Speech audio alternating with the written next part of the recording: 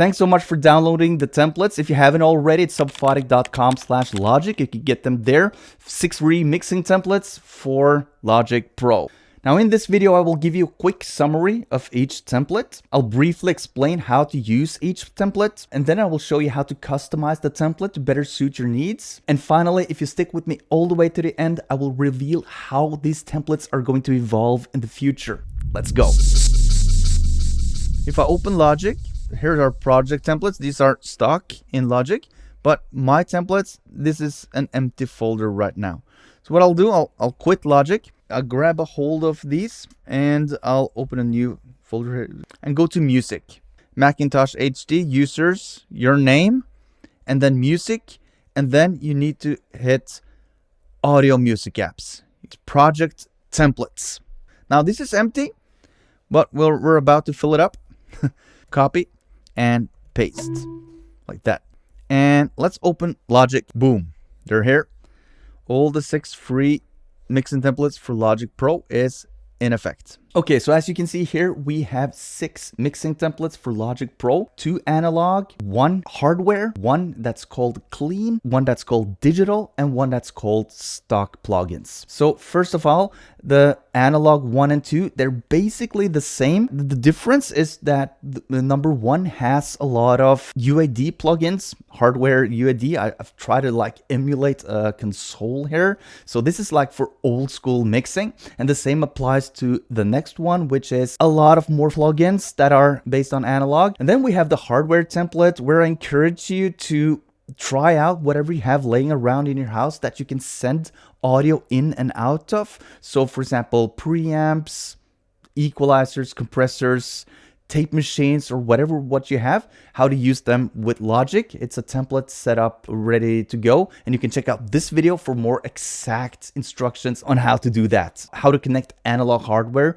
using Logic Pro. And then we have the clean template, and that's one of my favorites because this encourages you not to overfocus on plugins and more think about, okay, what does this mix need?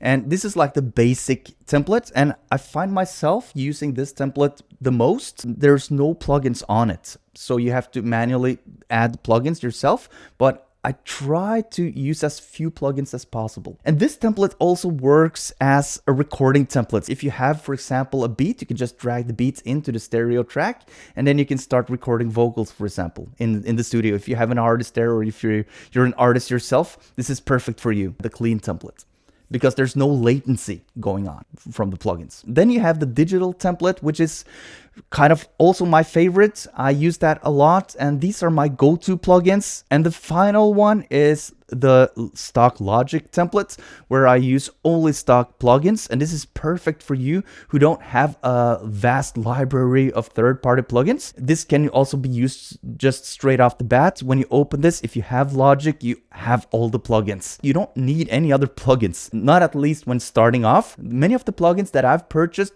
third-party is mostly because they save me time more than it boosts the sound in any way. So for example, the Pro Q from FabFilter, also the Track Spacer, those are typical time-saving plugins. They don't do anything with the sound that you can't do with stock Logic plugins. You have a lot of options in Logic Pro, especially if you're on 11. So that's the templates. Now let's move on. Here's how to customize your templates. So whenever you find yourself adding tracks time and time again and adding plugins manually, it's time to update the templates and customize it to your own needs. It's really simple. You just go in to a blank template, like for example, the Subphotic clean. You can start there, and then you add the tracks that you always add without adding any audio. And then you add the plugins that you typically use, and then you go to File, Save as Template. And then you save as a new template, call it something like with your own name or something. And don't forget to hit the like button if you like this video so far, because that will tell YouTube to spread this video out to more people like you who might enjoy this. So thanks so much for doing that. I think you are curious about the future of these templates. Well, here it is. I will simplify the templates. I will do a clean template, a stock Logic plugin templates, a digital template with my favorite processors, and I will do the hardware templates. So that's it. And I will do some simplifications when it comes to the send effects. And most importantly, and this comes a bit later, but it will come in 2025. I will make the same template for Ableton Live, and I will make the same templates for FL Studio. So that will come during 2025. I will broaden my scope. I'm currently learning FL Studio. Ableton is like a bit creeping under my skin right now. When it comes to legacy Logic versions, I will include also a Logic Pro 10 template. I haven't yet figured out which version of Logic 10, but I hope as early as possible so that it's compatible. It's forwards compatible, but it's not backwards compatible. So I'll install the oldest version that I can on my old iMac, and I will make the templates there as well. So just for servicing you guys. And I thank you so much for watching this video, for downloading the templates.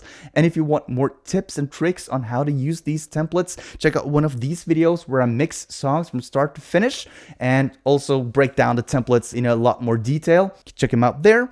Thanks so much for watching. I hope I see you in the future video. Peace out.